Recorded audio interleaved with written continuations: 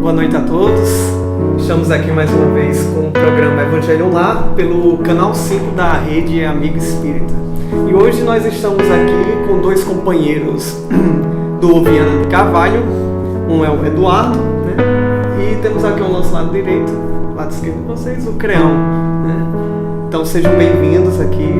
E nós iremos dar hoje prosseguimento ao capítulo 6, que nós iniciamos no programa passado e que nós tratamos do jugo leve, né, no passado, que são os itens 1 e 2, e hoje nós iremos tratar do Consolador Prometido, que são justamente os itens 3 e 4 do capítulo 6 do Evangelho segundo o Espiritismo. Então peguem seu Evangelho para que possamos acompanhar a leitura. E também sintam-se à vontade para pegar uma água, né, para que ela possa ser fluidificada ao longo do Evangelho. Então, como nós sempre dizemos, a intenção do Evangelho Online é justamente simular o Evangelho no lar. Só que aqui no momento nós estamos fazendo com vocês, internautas aí de casa, à distância, né? E justamente é um momento em que nós temos a oportunidade de discutir, de refletir acerca das passagens que nós lemos do Evangelho segundo o Espiritismo. Então sinta-se também à vontade, você internauta, para poder interagir conosco através da sala de bate-papo da Rede Amigo Espírita. Você pode mandar comentários, pode também trazer as suas perguntas e nós teremos o prazer de trazê-las ao ar. Então gostaria de, primeiramente, que o Eduardo fizesse a nossa prece. Primeiro, boa noite a todos, internautas, amigos que estão nos acompanhando. Vamos fazer a nossa prece, aqueles que quiserem fechar os olhos para poder se concentrar. E vamos juntos, nesse momento, dirigir nosso pensamento ao Mestre Jesus, rogando que Ele possa estar conosco nessa noite, nesse momento em que nós vamos parar um pouquinho para estudar o seu Evangelho, para buscar compreender um pouco melhor as suas lições, a sua mensagem, e que a espiritualidade amiga possa estar aqui conosco, inspirando, fazendo com que o caminho dessa noite que nós vamos trilhar possa ser o caminho da verdade e da vida. Agradecemos de forma antecipada porque temos certeza de que a assistência não faltará, assim como jamais faltou na vida de cada um de nós. Em nome da espiritualidade amiga que dirige e coordena esse trabalho, nós damos por iniciado esse Evangelho Online dessa noite de quinta-feira. Que assim seja. Assim seja. Muito bem, então daremos prosseguimento ao programa fazendo a leitura dos itens 3 e 4 do capítulo 6 do Evangelho segundo o Espiritismo. E o texto se intitula Consolador Prometido. E começa com uma passagem que está contida em João, nos versículos de 15, capítulo 14, versículos de 15 a 17 e 26. Se me amais, guardai os meus mandamentos, e rogarei a meu Pai, e ele vos enviará outro Consolador, a fim de que fique eternamente convosco, o Espírito de verdade, que o mundo não pode receber, porque o não vê e absolutamente o não conhece. Mas quanto a vós, conhecê-los-eis, porque ficará convosco e estará em vós. Porém, o Consolador, que é o Espírito Santo, que meu Pai enviará em meu nome, vos ensinará todas as coisas e vos fará recordar tudo o que vos tenho dito. E logo em seguida, Kardec comenta: Jesus promete outro Consolador, o Espírito de verdade, que o mundo ainda não conhece, por não estar maduro para o compreender. Consolador que o Pai enviará para ensinar todas as coisas e para relembrar o que o Cristo há dito. Se, portanto, o Espírito de verdade tinha de vir mais tarde ensinar todas as coisas, é que o Cristo não dissera tudo. Se ele vem relembrar o que o Cristo disse, é que o que este disse foi esquecido ou mal compreendido. O Espiritismo vem na época predita cumprir a promessa do Cristo. Preside ao seu advento o Espírito de verdade. Ele chama os homens à observância da lei. Ensina todas as coisas, fazendo compreender o que Jesus só disse por parábolas. Advertiu o Cristo: ouçam os que têm ouvidos para ouvir. O Espiritismo vem abrir os olhos e os ouvidos, porquanto fala sem figuras nem alegorias. Levanta o véu intencionalmente lançado sobre certos mistérios. Vem finalmente trazer a consolação suprema aos deserdados da terra e a todos os que sofrem, atribuindo causa justa e fim útil a todas as dores. Disse o Cristo: bem-aventurados os aflitos, pois que serão consolados. Mas como há de alguém sentir-se ditoso por sofrer, se não sabe por que sofre? O Espiritismo mostra a causa dos sofrimentos nas existências anteriores e na destinação da Terra, onde o homem expia o seu passado. Mostra o objetivo dos sofrimentos, apontando-os como crises salutares, que produzem a cura e como meio de depuração que garante a felicidade nas existências futuras. O homem compreende que mereceu sofrer e acha justo o sofrimento. Sabe que este lhe auxilia o adiantamento e o aceita sem murmurar. Como o obreiro aceita o trabalho que lhe assegurará o salário. O Espiritismo lhe dá fé inabalável no futuro e a dúvida pungente não mais se lhe apossa da alma, dando-lhe a ver do alto as coisas, a importância das vicissitudes terrenas some-se no vasto e esplêndido horizonte que ele o faz descortinar.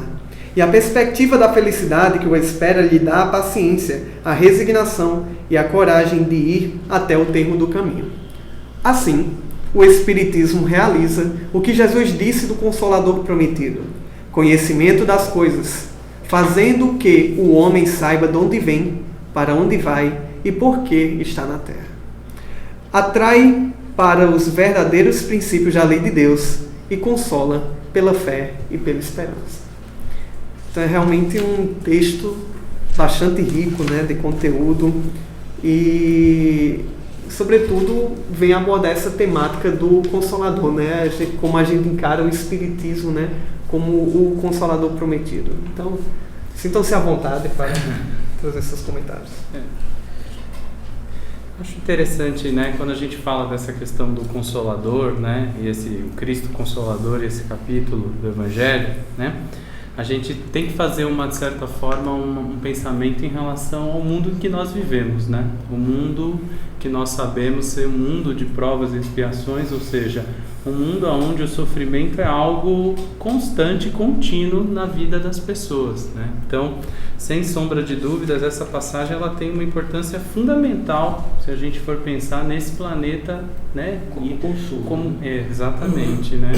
Porque não há uma pessoa sequer que esteja nesse momento nesse planeta que não esteja sofrendo, né? Até porque a gente sabe que a própria questão do Livro dos Espíritos, lá 132, quando ela fala, né, do porquê da encarnação, ela coloca exatamente sofrer as vicissitudes da vida corporal, ou seja, ninguém aqui na Terra nesse momento não vai estar sofrendo essas vicissitudes, né, as dificuldades que é habitar um planeta ainda tão atrasado moralmente, intelectualmente. Então esse capítulo ele tem uma importância muito grande na vida das pessoas, né? E a sua atualidade também, né? Como o próprio Eduardo destacou. Nós precisaríamos, quem sabe, talvez contextualizar em que condição, em que situação Jesus dá essa mensagem aos seus discípulos. Na verdade, essa mensagem ela faz parte de um dos sermões de Jesus, né? É o sermão do cenáculo aqui, ou sermão do consolo, né? Veja só, Jesus, ele conhece, ele sabe do desfecho que vai ter a sua vida nos próximos dias. Ou seja, nós estamos aqui no capítulo 14 em João, e no capítulo 18, ou seja, no capítulo próximo, Jesus já é preso no capítulo 18. Então Jesus sabia o desenrolar da sua vida no planeta, como isso poderia impactar a vida dos seus discípulos. Então ele é preciso deixar uma esperança, um consolo, né? Então é por isso que ele está dizendo que vai, né? Mas pedirei a meu Pai e ele vos enviará um outro consolador, porque Jesus é o maior dos consolos que nós temos, né? Como o Eduardo falou, não existe pessoa que ela não precise de consolo. Nós temos diversas situações na nossa vida que requerem consolo, né? É a doença, é o problema financeiro, né? É o problema das relações dentro da família, dentro do trabalho. Ou às vezes, se você não tem isso, mas você tem muitas vezes na questão do sentimento, o sentimento de culpa, por exemplo, né? Em que você precisa de um consolo. Olha, um sentimento de culpa, ele é pode ser tão nefasto na vida de uma pessoa que ela pode impedir o seu caminhar. Aquela pessoa fica presa naquele sentimento de culpa, né? Quer dizer, ela nos imobiliza, ela impede que a gente alcance patamares mais elevados espiritualmente, porque nós ficamos aprisionados àquele sentimento. Então, quando nós precisamos de consolos para isso, e o Espiritismo nada mais é do que um consolo quando ele nos diz que é possível resgatar todas as faltas que nós temos nessa vida, porque nós teremos múltiplas oportunidades de fazer isso. É fato. E assim, se a gente pensar nessa questão do Espiritismo como consolador, né, Creu? Eu acho que no texto, né, que foi passado aqui, né, do capítulo de João, capítulo 14, né, quando Cristo anuncia esse consolador, ele coloca, né, que ele fique eternamente convosco. Né? Então já fica claro, né, que se trata de algo imaterial, né? Né? Então isso é importante deixar claro, porque nada material poderia ficar eternamente conosco. Então ele não está falando de uma outra pessoa, ou até mesmo como algumas pessoas, né, algumas seitas, algumas religiões, algumas doutrinas defendem, que seria a volta do próprio Cristo. Né?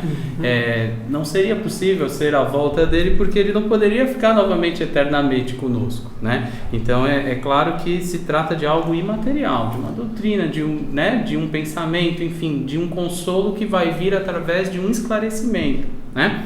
Isso que você colocou em relação ao Espiritismo consolar, né? Ele nos consola, né? E Kardec fala isso muito bem né? Coloca muito bem nessa passagem.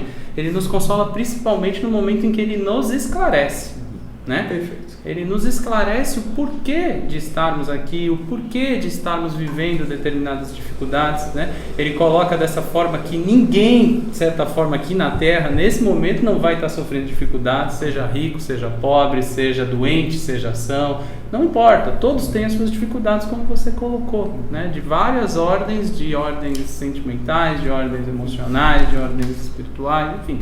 Então essa dificuldade faz parte do contexto da vida nesse planeta, né? Esse consolo que a gente está falando, né?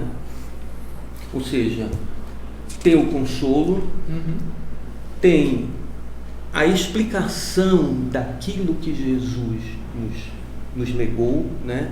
E a gente sabe que em muitas ocasiões Jesus falou por parábolas, né? Perfeito. E a parábola, ela exige uma interpretação. E a gente pode interpretar a parábola de várias formas, tentar extrair dela o sentido simbólico, o sentido místico, o sentido espiritual, ou até mesmo literal. Às vezes a gente está num degrau que a gente precisa da leitura literal mesmo.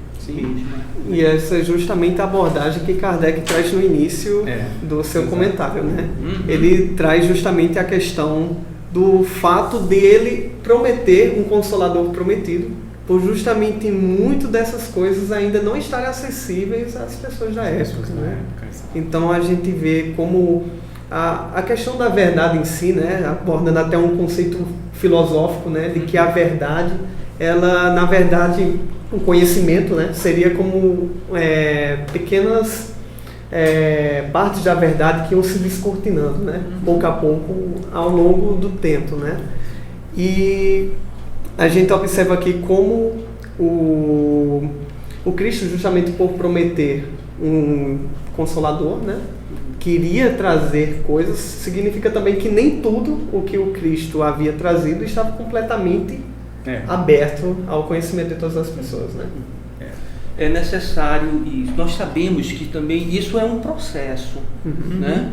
Ou seja, não quer dizer que agora nós tenhamos já toda a revelação, todo o conhecimento, mas nós estamos nesse processo, né? De cada vez nós entendermos mais a palavra, de cada vez colocarmos mais a palavra em prática.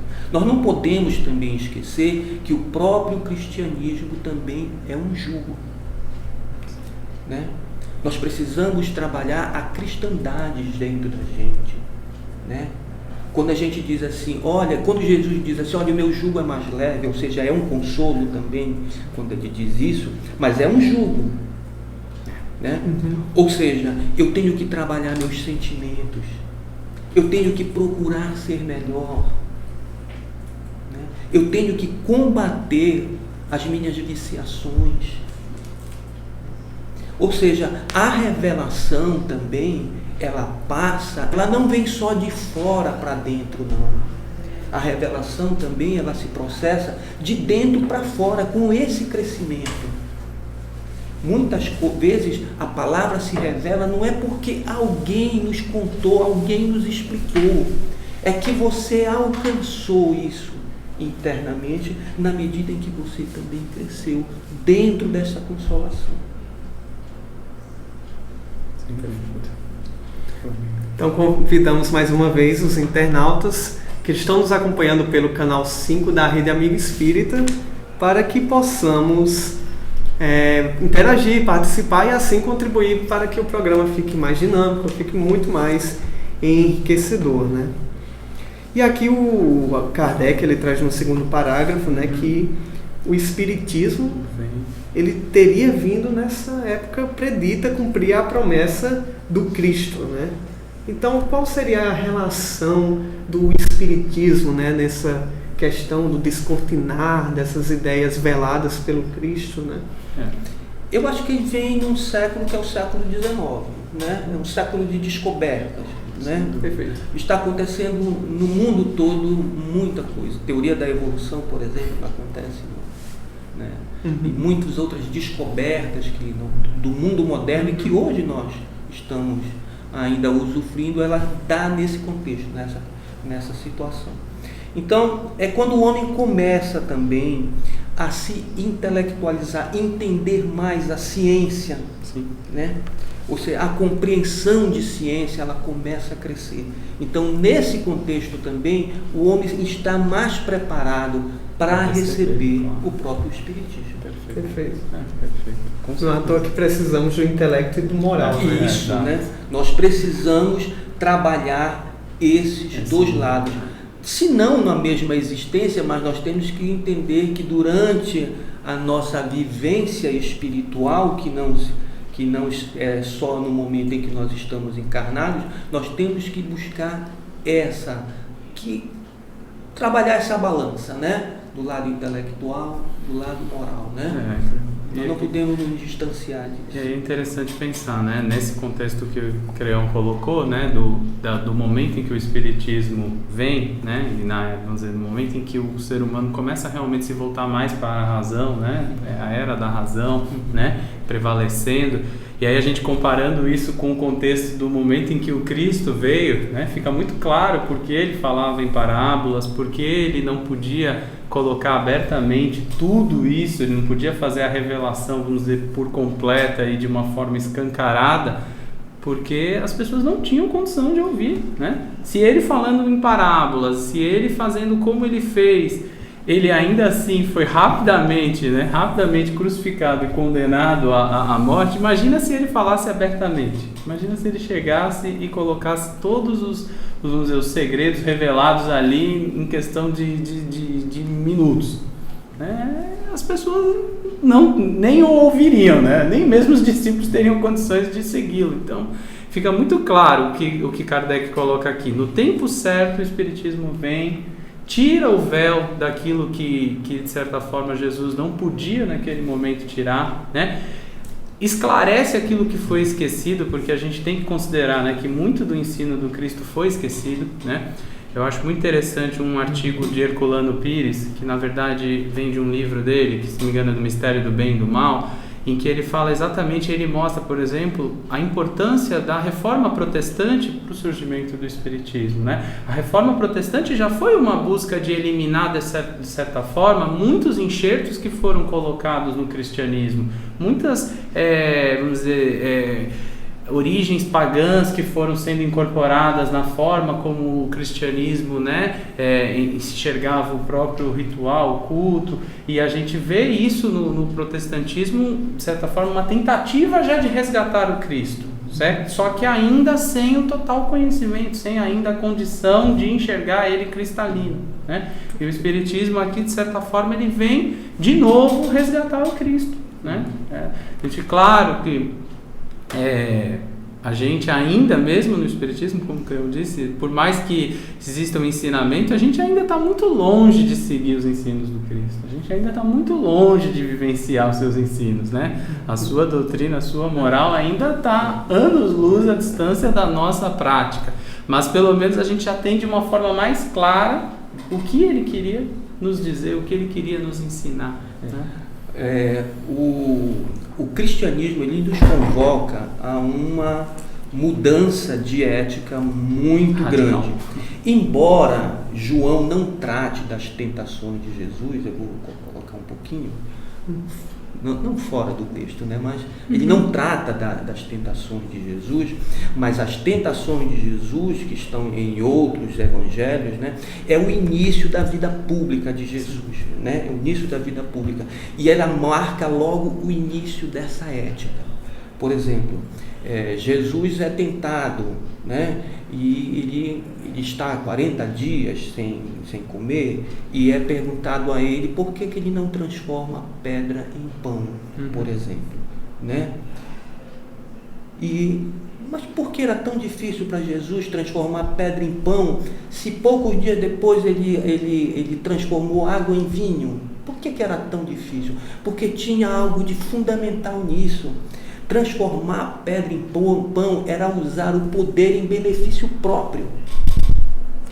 Repare que essa tentação de usar o poder em benefício próprio que Jesus nega é também a sua última tentação, quando ele está na cruz e um dos ladrões diz a ele: por que não desce daí e liberta todos nós? Então, vejam que a ética, a gente quer o poder para usar em benefício próprio, mas o Cristo nos mostra uma ética completamente diferente. É do rompimento completo com essa ética humana. E que era muito mais forte na época. Né? Então, Jesus, ele começa o seu ministério rompendo algo muito importante. Entender as tentações é fundamental, porque está à base da ética da cristandade.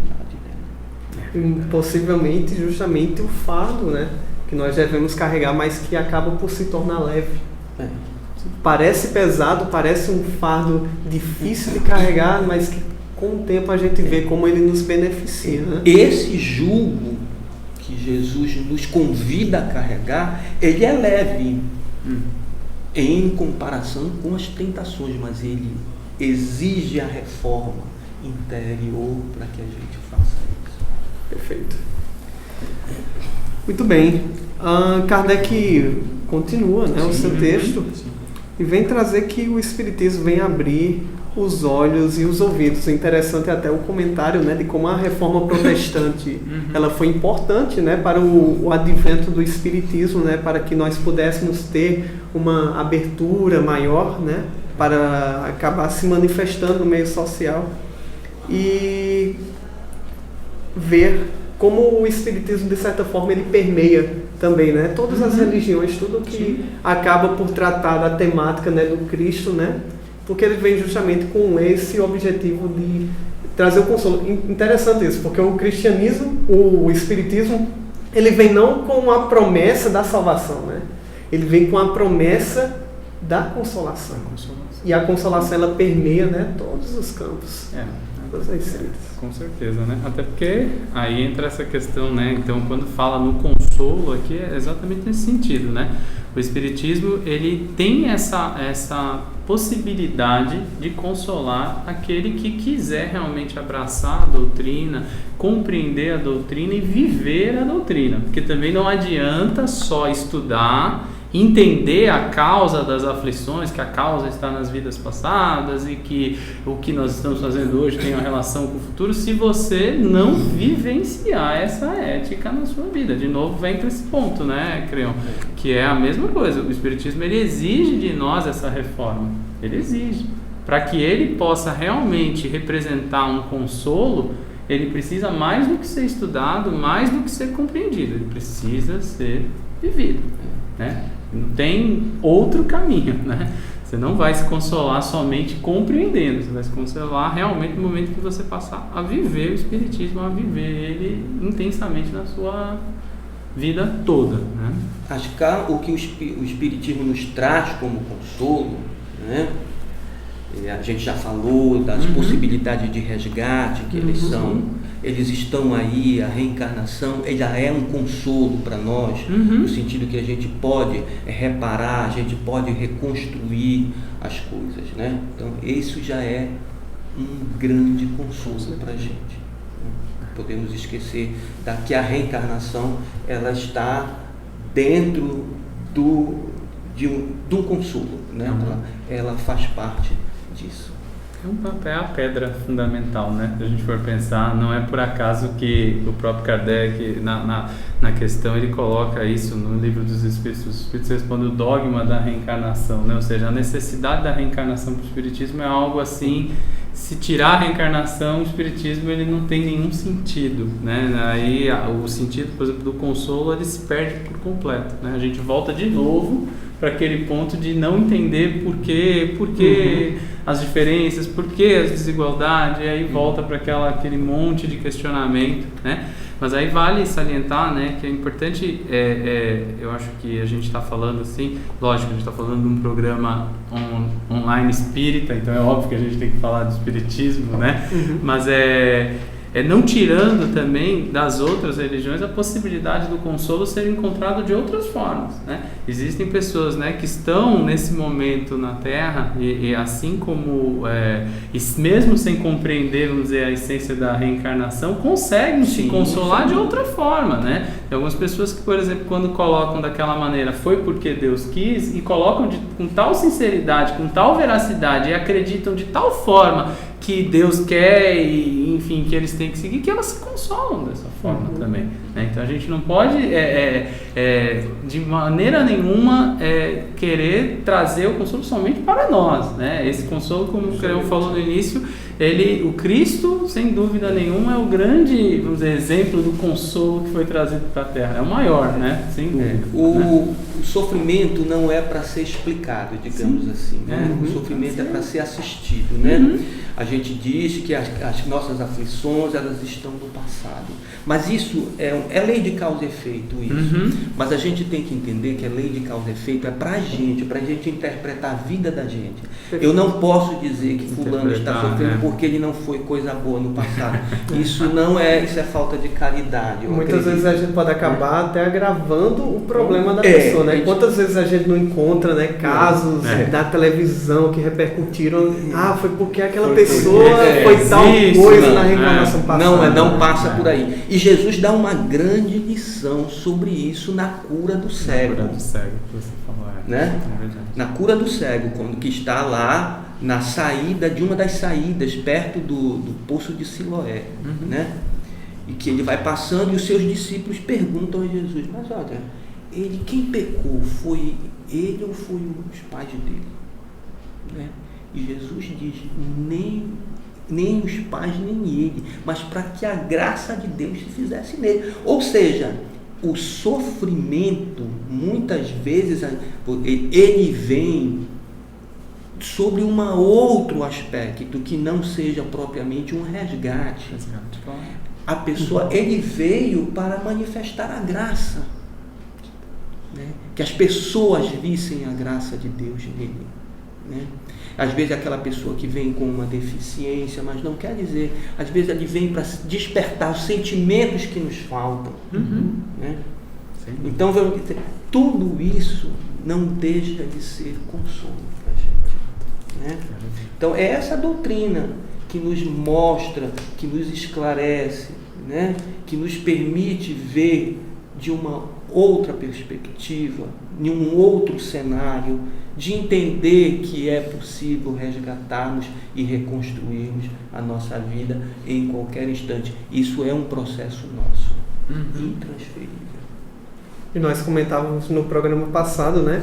Como é interessante como os dois capítulos eles se conectam tão bem, né? A gente tem o maior capítulo, né, do Evangelho, que é Bem-aventurados os aflitos, tratando justamente das aflições que nós passamos até nos seus mais diversos aparências, né? E logo em seguida nós temos a consolação, né? E é um capítulo curto, mas extremamente significativo, extremamente profundo, extremamente tocante, na verdade. Temos alguma pergunta de algum internauta? Não, ainda não temos nenhuma participação. Nenhuma participação. E mais uma vez convidamos a todos, né, para que possam também trazer suas contribuições, seus comentários, né? Há uma coisa, um destaque interessante aqui, né? Que o sofrimento são como crises salutares que nos levam à cura, à purificação que assegura a felicidade nas existências futuras e até mesmo nessa existência, né? Muitas vezes a gente precisa, né? Existe uma coisa que é interessante, né? Que João Batista, ele batizava com água para o arrependimento, né? Que era, ou seja, esse é um batismo, o batismo do arrependimento é um batismo que a qualquer momento nós podemos fazer, né? Eu me arrependi de tal coisa, eu me arrependo da vida que eu levei e eu quero ter uma outra vida. Essa é uma coisa, o batismo do arrependimento. E o outro é o batismo que João Batista, aquele que vem depois de mim, vos batizará com fogo. O fogo, ele tem uma simbologia de purificar. Ou seja, nós temos que queimar no nosso interior essas coisas que nos atrapalham, né? Essas coisas que nos impedem de caminhar, essas viciações. E precisamos desse batismo de fogo aqui, como ele diz aqui, da purificação que nos assegura a felicidade, né? Na vida futura, nas existências futuras e até nessa vida melhor, nessa vida também. Porque se eu me curo, né, de um sentimento, né, eu naturalmente serei um homem mais feliz, uma pessoa mais feliz. E aí, né, Creão? Você tem que ver o que ele continua falando, né? Ele diz, sabe que esse sofrimento auxilia o seu adiantamento e o aceita sem queixas. como o trabalhador aceita o serviço que lhe assegura o salário. Ou seja, vai depender muito da forma como eu aceito esse Uma das sofrimento. explicações do cego também é de ele alavancar o seu crescimento espiritual em cima de uma provação, digamos assim, também, né? Alguns interpretam aquilo dessa maneira também. Que essa questão do sofrimento, a gente tem que sempre relativizar, né? Porque e aquela coisa, você nunca pode julgar o tamanho do sofrimento do outro, né? Porque cada pessoa vai sofrer de acordo com a maneira como ela enxerga aquela situação. Então, um simples calo para um pode ser uma dor infindável, enquanto uma amputação para outro pode ser naquele momento a melhor saída, né? Então, se você comparar, não tem como. Depende da maneira como você reage, depende da maneira como você vai vivenciar aquela situação. E é interessante como o consolo, ele não vem com a proposta de acabar com o sofrimento.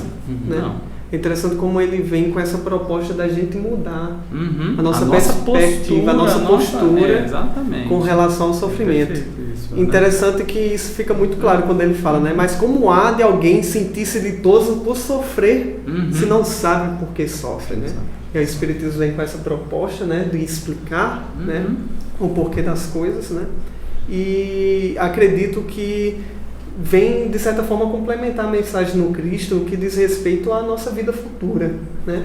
Porque é impossível que nós aceitemos o sofrimento se nós tivermos uma vida materialista.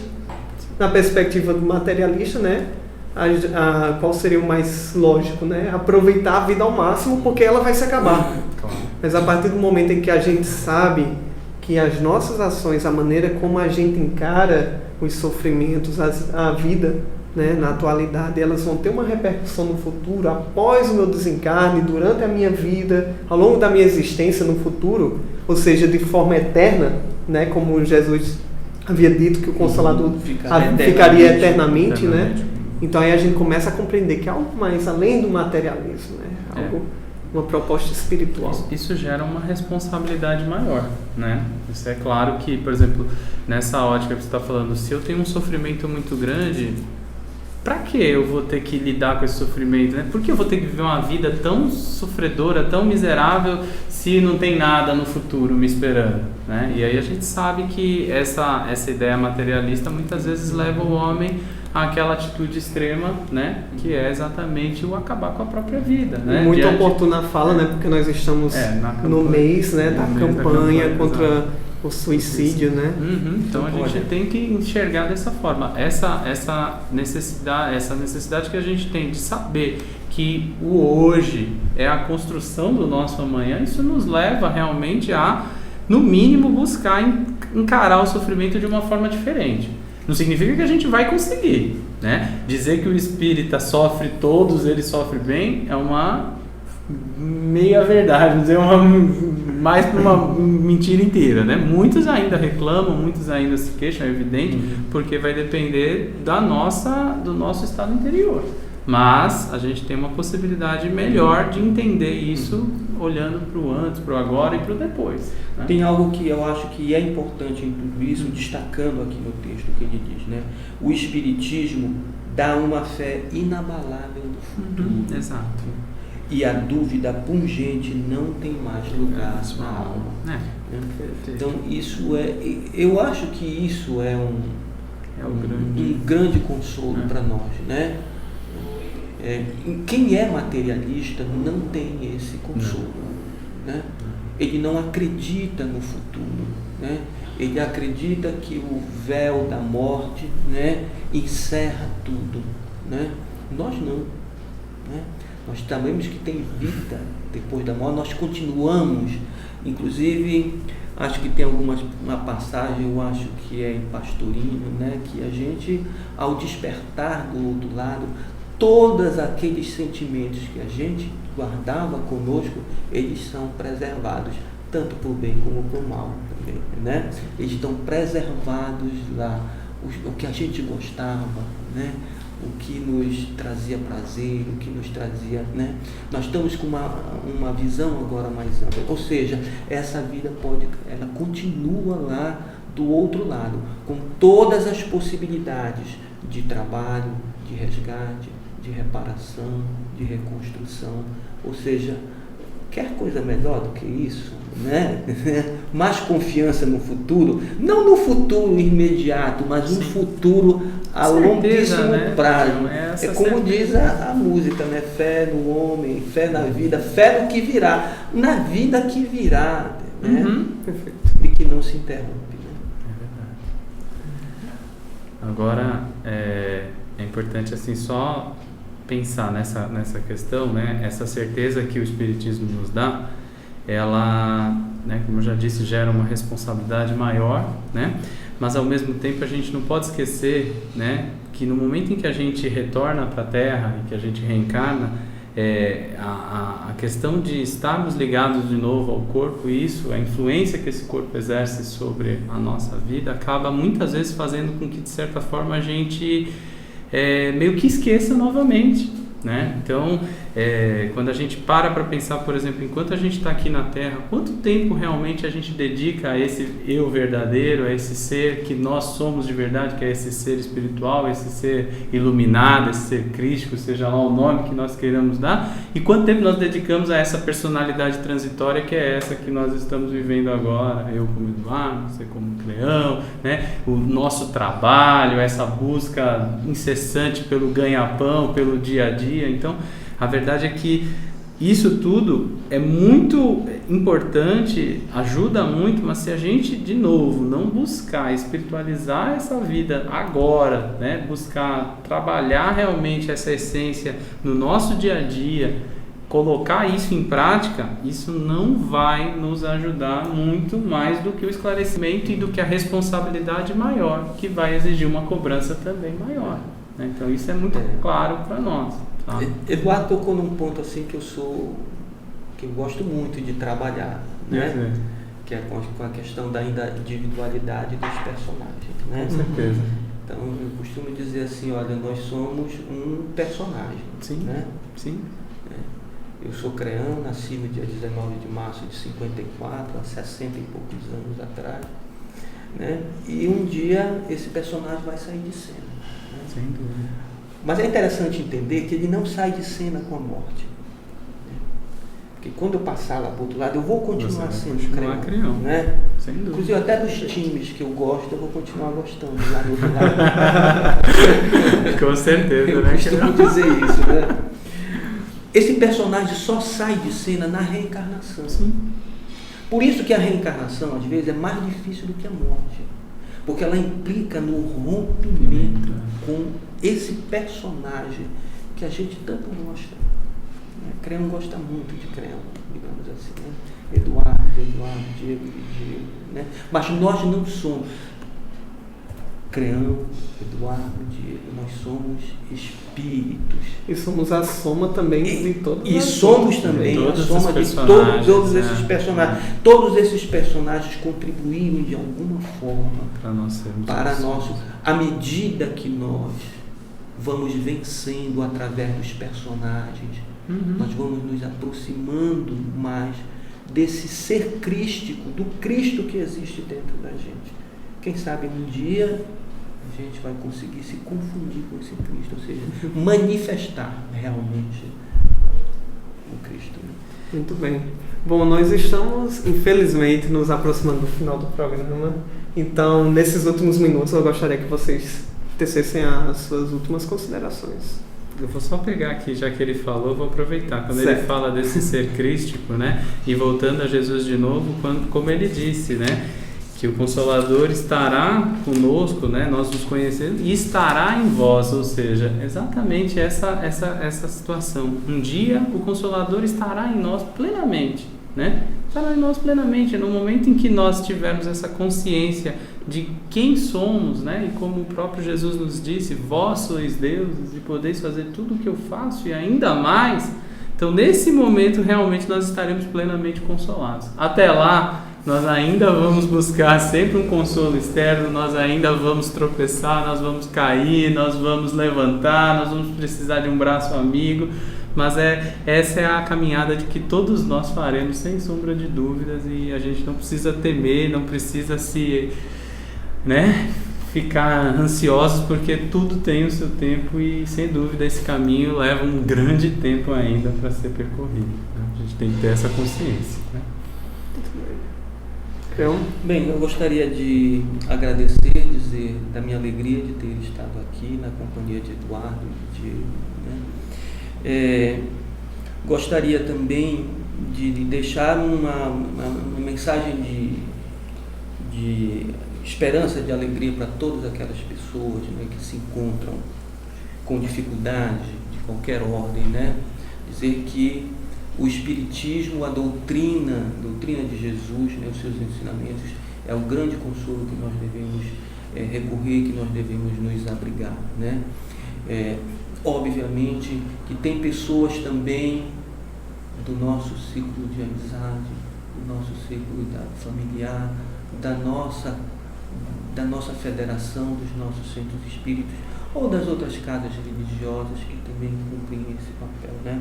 Que nós possamos buscar nos nossos momentos de dificuldade e receber essa consolação. Muito obrigado. Poxa, então, muito obrigado mais uma vez a todos por terem assistido, né? O nosso programa também fica, claro, gravado, vocês podem ter acesso a ele no canal do YouTube da Federação Espírita Paraibana. E estamos nos aproximando do final. Vamos encerrar agora o programa e pedindo a Creão que faça a nossa prece de encerramento. Senhor Jesus, Mestre amado, amigo de todos os momentos, nós te agradecemos pela oportunidade de estarmos aqui fazendo esse Evangelho, na companhia de todos os nossos amigos internautas, né? Envia-nos, Senhor, os teus mensageiros de paz e de luz para que estejam conosco no decorrer dos nossos outros dias, né? Que possamos, Senhor, mais uma vez, retornar, né, a este canal, a este programa, né, onde, sem dúvidas, novos esclarecimentos haveremos de buscar. Que a tua paz permaneça com todos nós, agora e sempre, graças a Deus. Boa noite a todos.